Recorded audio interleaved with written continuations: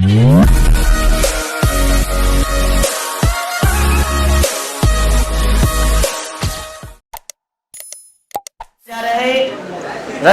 बल गतिकी के अंतर्गत एक काफी इंपॉर्टेंट टॉपिक जिसका नाम है टक्कर का सिद्धांत, कोलिजन थ्योरी। क्या है ये टक्कर का सिद्धांत, ये आप अच्छे से आज समझ पाएंगे। साथ ही साथ देहली ऊर्जा, सक्रियण ऊर्जा, प्रभावी टक्कर, अप्रभावी टक्कर और इसका ग्राफिकल डिस्कशन भी आप इस क्लास में आज पढ़ने वाले हैं। तो इतने सारे टॉपिक को आप कोलिजन थ्योरी के अंतर्गत पढ़ेंगे। क्या है कोलिजन थ्योरी, ये थोड़ा समझ लिया जाए। इसको हम एग्जाम्पल देते हुए आप लोग को समझाने जा रहे हैं। ध्यान से आप सभी स्टूडेंट समझने का प्रयास करेंगे। देखिए, जैसे आप सभी स्टूडेंट इतना समझते हैं कि कोई भी रिएक्शन में रिएक्टेंट ही प्रोडक्ट का निर्माण करता है।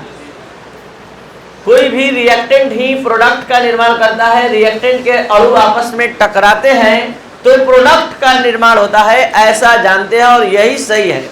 यानी टक्कर के सिद्धांत के अनुसार अभिकारक के अणुओं के मध्य, अभिकारक के अणुओं के मध्य जो टक्कर होता है वही प्रतिफल का निर्माण कर पाता है।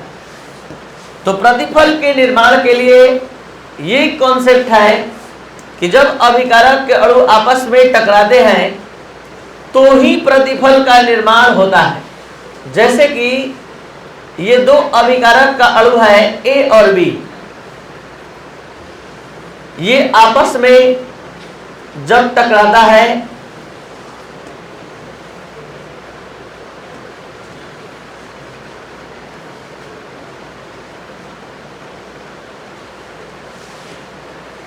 तो इसके फलस्वरूप प्रोडक्ट का निर्माण होता है। प्रोडक्ट का निर्माण होता है। लेकिन कॉन्सेप्ट क्या है ये थोड़ा जानना जरूरी है।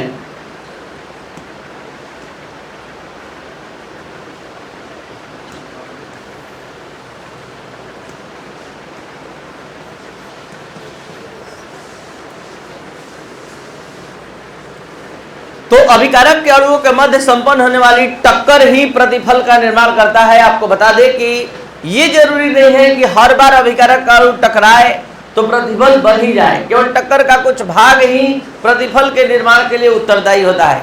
तो अभी जो हमने कॉन्सेप्ट बताया इसके आधार पर तो ये समझ में आ रहा है कि जो अभिकारक के अणुओं के मध्य टक्कर होता है वो हमेशा प्रतिफल का निर्माण नहीं करता है, केवल टक्कर का कुछ भाग ही प्रतिफल का निर्माण करता है। इसका मतलब अभिकारक के अणुओं के मध्य दो प्रकार का टक्कर होता है। एक टक्कर प्रभावी टक्कर कहलाता है और एक अप्रभावी। तो प्रभावी टक्कर किसे कहते हैं? जब जब अभिकारक का अणु टकराएगा और प्रतिफल बन जाएगा, यानी प्रतिफल का निर्माण होगा ही होगा, तो उसको हम प्रभावी टक्कर कहते हैं। और एक ऐसा टक्कर जिसमें अभिकारक के अणु टकराते तो वो जरूर है लेकिन प्रतिफल का निर्माण नहीं करते हैं, मतलब प्रतिफल के निर्माण के लिए उत्तरदायी नहीं होते हैं, तो उसको अप्रभावी टक्कर कहते हैं। तो पूरा कॉन्सेप्ट टक्कर के सिद्धांत का इस प्रकार से है कि आप सभी स्टूडेंट इतना ध्यान से समझते हैं या जानते हैं कि अभिकारक प्रतिफल का ही निर्माण करता है।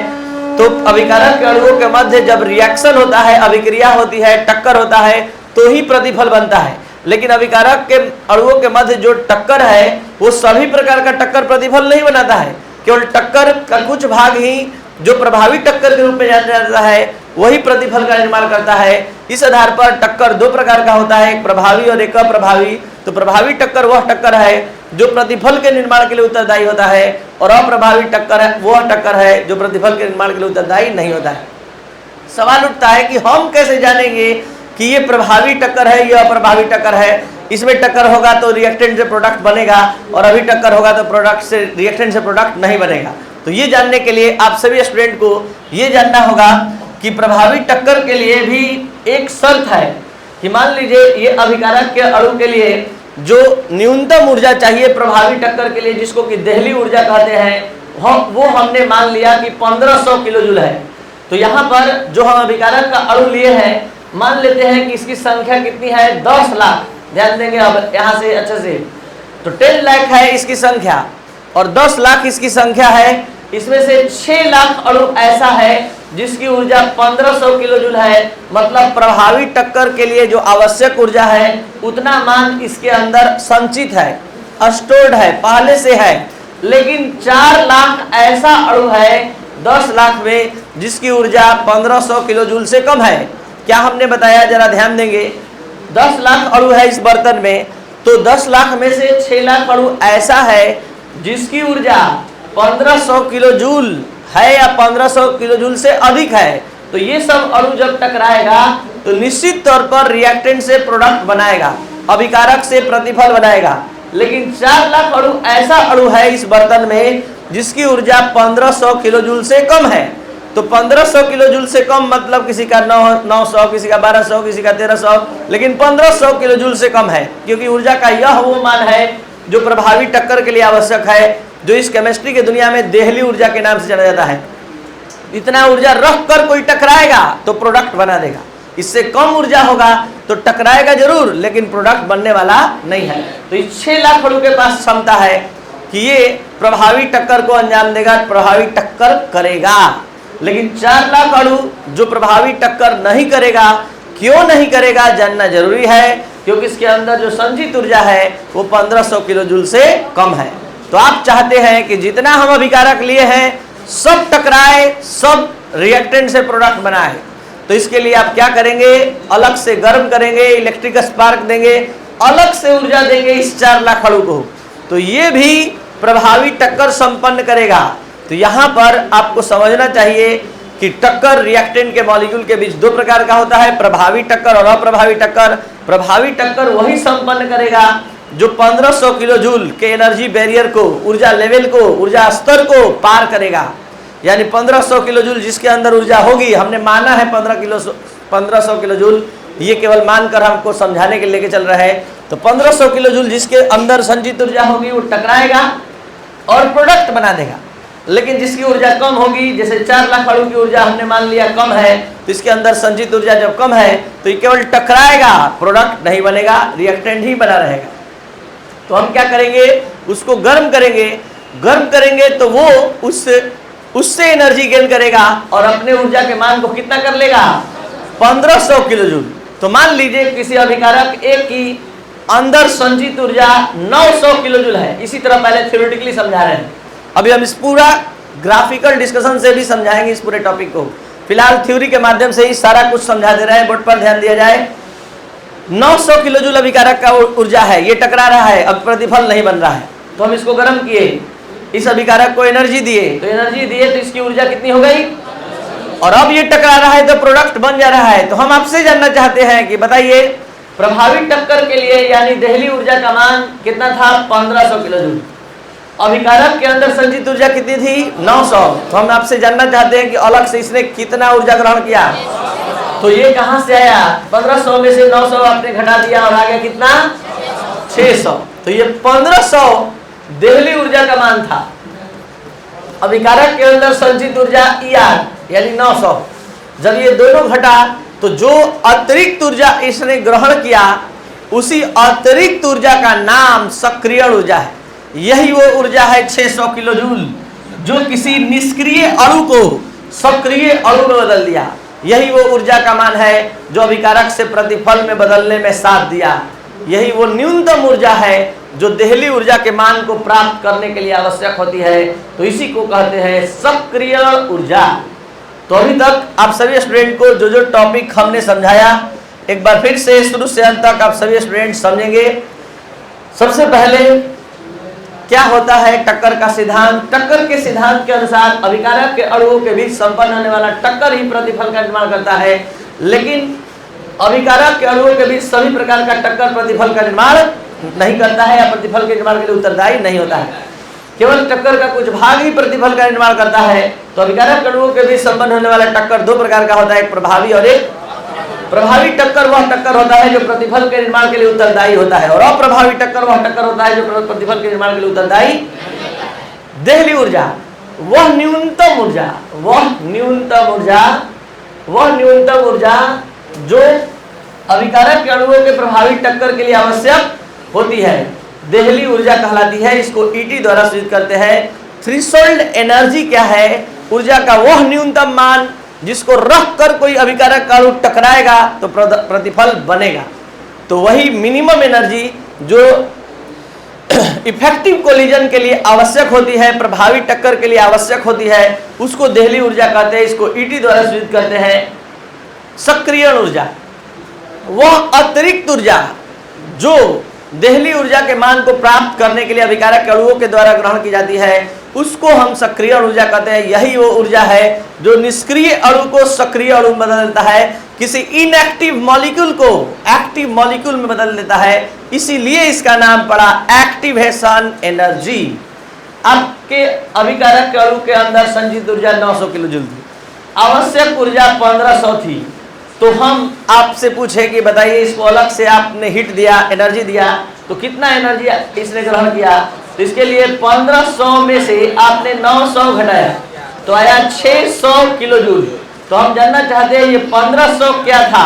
देहली ऊर्जा, थ्रेशोल्ड एनर्जी, और 900 उस अभिकारक के अंदर संचित ऊर्जा, और आया जो अंतर वही कहलाएगा सक्रियण ऊर्जा। तो सक्रियण ऊर्जा का सूत्र भी सामने आ गया, देहली ऊर्जा माइनस अभिकारक की एंथैल्पी अभिकारक के अंदर संचित ऊर्जा। तो यहाँ पर वह अतिरिक्त ऊर्जा जो अभिकारक के अणुओं को देहली ऊर्जा के मान को प्राप्त करने के लिए आवश्यक होती है, हम कहते हैं इसको सक्रियण ऊर्जा। और ये ई द्वारा सूचित किया जाता है। सक्रियण ऊर्जा बराबर क्या होता है? तो देहली ऊर्जा माइनस अभिकारक की एंथैल्पी। आपको समझने के लिए हमने लिख दिया है अभिकारक की संचित ऊर्जा। अभिकारक की संचित ऊर्जा को ही हम कहते हैं अभिकारक की एंथैल्पी। ये बराबर ईटी माइनस ईआर। तो क्या है ये? सक्रियण ऊर्जा। क्या है ईटी और क्या है ईआर? अब आज के इस सारे टॉपिक को पुनः समझाया जाएगा अभी तुरंत, लेकिन ग्राफिकल डिस्कशन से। और इस ग्राफिकल डिस्कशन से समझने के लिए आप और आपके दिमाग को तैयार करने के लिए अलग से कुछ बेसिक टॉपिक चाहिए। और वो बेसिक टॉपिक 11th क्लास से आ रहा है, ऊष्माक्षेपी और ऊष्माशोषी। अगर अभिक्रिया का नॉलेज आपके पास है तो आप इसी टॉपिक को ग्राफिकल डिस्कशन पर समझ सकते हैं। तो इसके लिए हम आपको तैयार करने जा रहे हैं। पहले आइए ऊष्माक्षेपी और ऊष्माशोषी अभिक्रिया के बारे में समझिए। तो सबसे पहले एक्सोथर्मिक रिएक्शन। एक्सोथर्मिक रिएक्शन क्या होता है, ध्यान से समझा जाए। ऊष्माक्षेपी अभिक्रिया क्या होती है और ऊष्माशोषी अभिक्रिया क्या होती है?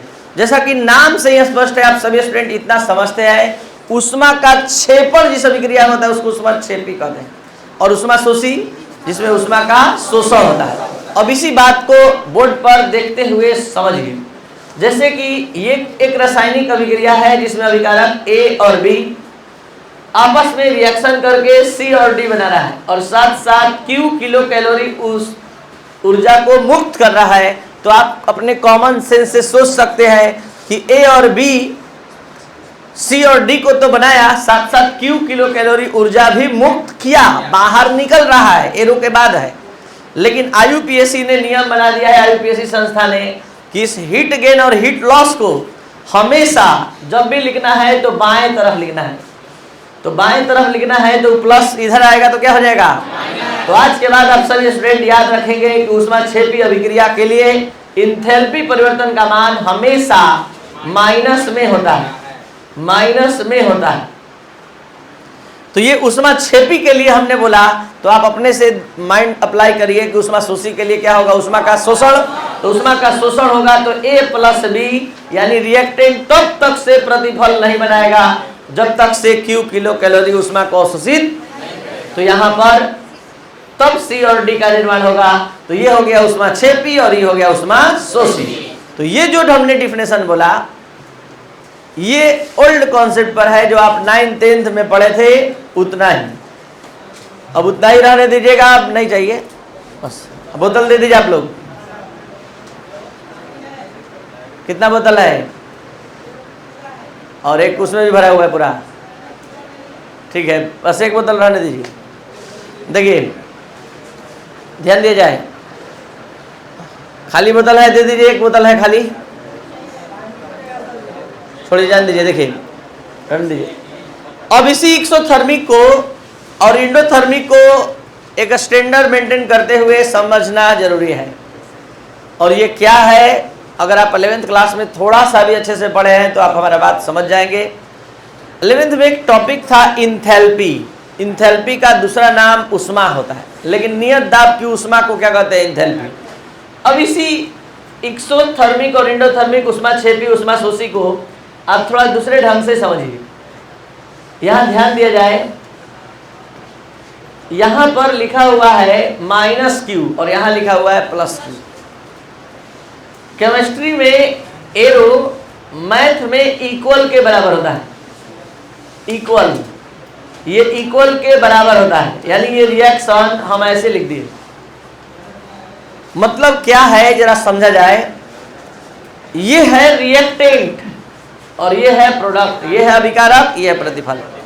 इस अभिकारक के अंदर कुल संचित ऊर्जा यानी इंथैल्पी इस प्रतिफल से कहीं अधिक है। जब इसमें से -किलो कैलोरी घट रहा है तब इसके बराबर हो रहा है। जरा ध्यान दीजिएगा, ये दोनों बराबर तब लिखा जा रहा है दोनों के बीच जब इसमें से कितना घट रहा है? -Q kilo. यानी इसका तुलना इससे करें तो आप समझ सकते हैं कि इसका इंथैल्पी, इसकी ऊर्जा, इसके अंदर संचित ऊर्जा का मान क्या है। तो यहीं से हम कॉन्सेप्ट निकाल दिए कि वैसी रासायनिक अभिक्रिया जिसमें अभिकारक के इंथैल्पी का मान प्रतिफल के इंथैल्पी से अधिक होता है उसको हम ऊष्माक्षेपी अभिक्रिया कहते हैं। वैसी रासायनिक अभिक्रिया जिसमें अभिकारक की इंथैल्पी का मान प्रतिफल की इंथैल्पी से, शॉर्ट में ER is greater than EP। ये सत्य है सिर्फ ऊष्माक्षेपी अभिक्रिया के लिए, और ऊष्माशोषी अभिक्रिया के लिए उल्टा। देख लीजिए, AB के अंदर संचित ऊर्जा प्रतिफल के यानी C और D के संचित ऊर्जा के बराबर नहीं है, उससे कम है। कम है तब जाकर इसमें Q जोड़ा जा रहा है, तब इसके बराबर हो रहा है। तो इसमें याद रखेंगे कि अभिकारक की इंथैल्पी, ऊष्माक्षेपी अभिक्रिया में याद रखेंगे कि अभिकारक की इंथैल्पी का मान प्रतिफल की इंथैल्पी से अधिक होता है, तो ऊष्माशोषी में उल्टा हो जाएगा। अभिकारक की इंथैल्पी का मान कम हो जाएगा, किससे? प्रतिफल के इंथैल्पी से, लेकिन ये ऊष्माशोषी में। तो आप सभी स्टूडेंट दोनों कॉन्सेप्ट को मत याद रखिएगा, हमेशा धोखा खाइएगा। आप सिर्फ एक को याद रखिएगा हमेशा के लिए कॉन्फिडेंस के साथ कि जो आपको याद है सही याद है। और आपको याद क्या करना है कि ऊष्माक्षेपी अभिक्रिया में अभिकारक की इंथैल्पी का मान अधिक होता है, प्रतिफल की इंथैल्पी का मान। तो जब ऊष्माक्षेपी याद रहेगा तो ऊष्माशोषी उल्टा। एक को याद रखना है, जब दो चीज एक जैसा होता है एक दूसरे का उल्टा होता है तो एक को याद रखा जाता है, लेकिन कॉन्फिडेंस के साथ दोनों याद रखिएगा। हो सकता है कि आप बाद में इसको उल्टा कर दें तो हो जाएगा गलत। तो ऊष्माक्षेपी अभिक्रिया वैसी रासायनिक अभिक्रिया होती है जिसमें अभिकारक की इंथैल्पी का मान प्रतिफल की इंथैल्पी से क्या होता है? अधिक होता है। यानी ER का मान अधिक होता है किससे? R for reactant, E for energy. तो enthalpy of reactant is greater than enthalpy of product. जहां रिएक्टेंट का इंथैल्पी अधिक होता है प्रोडक्ट की इंथैल्पी से, उसको हम कहते हैं ऊष्माक्षेपी अभिक्रिया। इतना नॉलेज है तो आप ग्राफिकल डिस्कशन के साथ आज अब इस सक्रियण ऊर्जा का डायग्राम समझ सकते हैं, सक्रियण ऊर्जा का लेखाचित्र समझ सकते हैं। तो ऊष्माक्षेपी अभिक्रिया के लिए सक्रियण ऊर्जा का लेखाचित्र प्रारंभ होने जा रहा है आपके सामने, ध्यान से समझा जाए।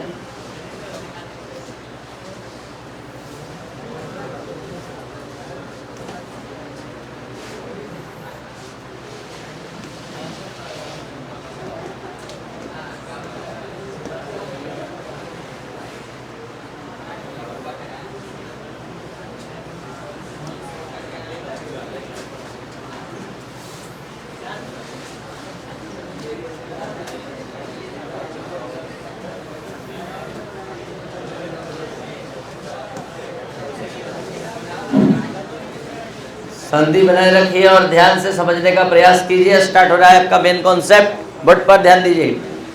यहां हम एक्टिवेशन एनर्जी का डायग्राम बना रहे हैं ऊष्माक्षेपी अभिक्रिया के लिए। हमने मान लिया कि एक्स अक्ष पर हम रिएक्शन के प्रोग्रेस का रिपोर्ट दे रहे हैं, यानी प्रोग्रेस ऑफ रिएक्शन या पाथ ऑफ रिएक्शन बोल सकते हैं। रिएक्शन जैसे जैसे प्रोग्रेस करेगा उसका रिपोर्ट मिलेगा। और यहां हम इस अक्ष पर ऊर्जा ले रहे हैं, एनर्जी।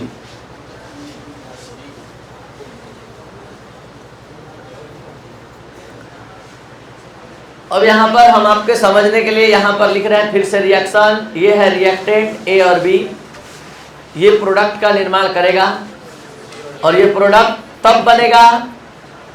ये इसमें से हमने क्या क्या माना आपको कि हमारे पास कुल रिएक्टेंट कितना है 10 लाख, इसमें से 6 लाख इफेक्टिव कोलिजन दिखाएगा, इफेक्टिव कोलिजन, और 4 लाख।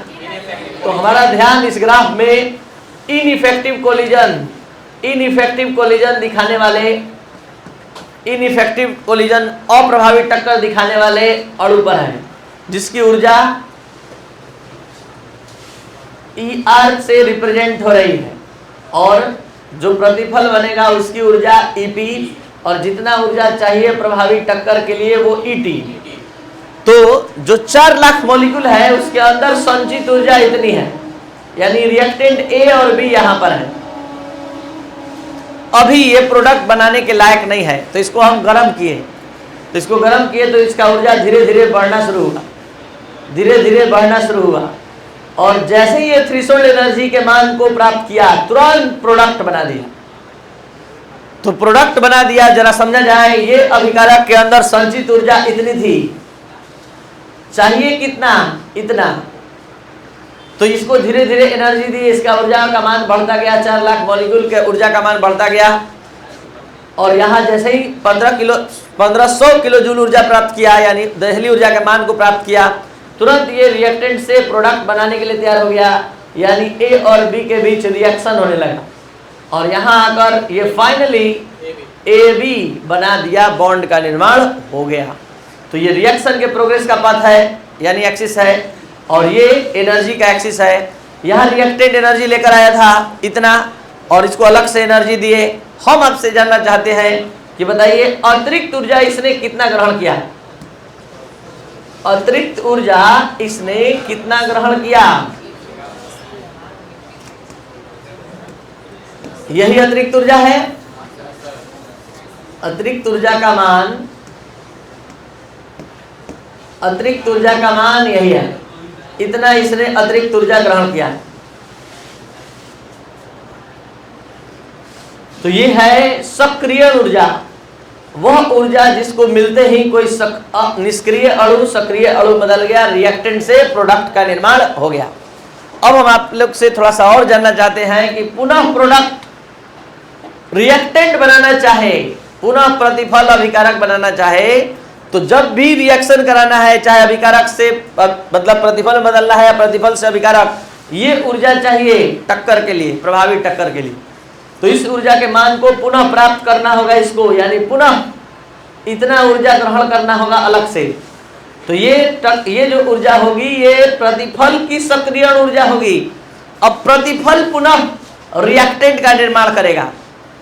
तो शुरू से ये है प्रतिफल की ऊर्जा, ये है अभिकारक की इंथैल्पी, ये है प्रतिफल की इंथैल्पी, ये है देहली ऊर्जा, और ये जो ऊर्जा का अंतर है ये क्या है, सक्रिय ऊर्जा।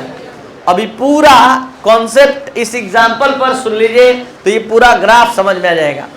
हमारे पास टोटल 10 लाख अणु था, 10 लाख में से 6 लाख अणु ऐसा था कि अपने आप टकराया और प्रोडक्ट बना दिया। हमारा ध्यान 4 लाख अणु पर है। हम इस 4 लाख अणु को प्रभावी टक्कर करवाते हुए प्रोडक्ट बनाना चाहते हैं, तो इस 4 लाख अणु को हमने ऊर्जा दिया।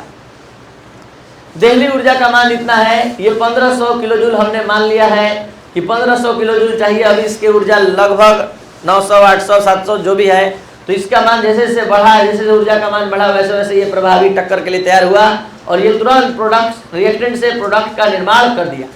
जब ये प्रोडक्ट बना दिया तो पुनः हम इसको गर्म किए, और ये पुनः प्रभावी टक्कर के लिए तैयार हुआ, और ये प्रोडक्ट रिएक्टेंट बना दिया। तो ये जो ऊर्जा है अतिरिक्त ऊर्जा, ये रिएक्टेंट के लिए जरूरी है, और ये जो ऊर्जा है ये प्रोडक्ट के प्रभावी टक्कर के लिए आवश्यक है।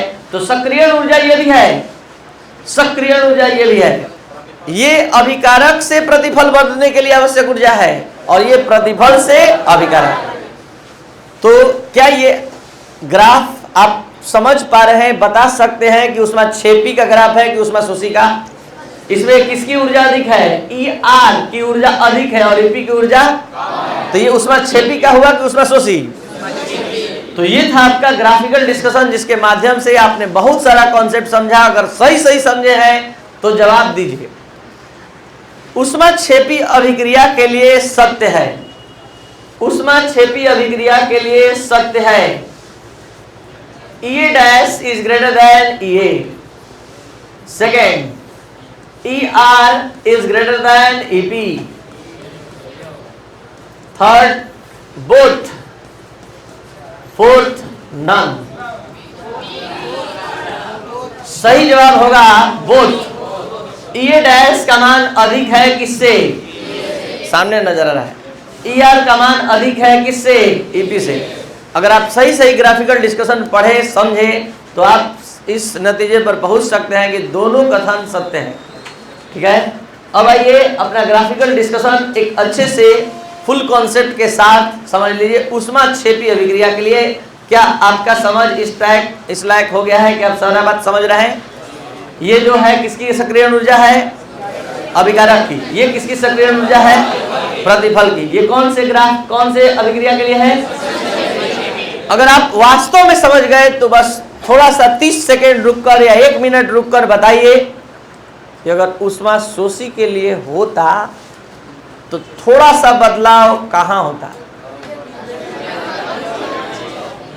ये आ जाता ऊपर और ये आ जाता नीचे और ये आ गया।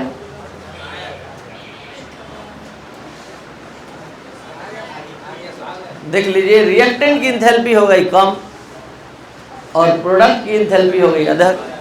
अब प्रोडक्ट अगर रिएक्टेंट बनाना चाहे तो इसकी सक्रिय ऊर्जा का मान कम है और इसकी सक्रिय ऊर्जा का मान, ये किसकी सक्रिय ऊर्जा है?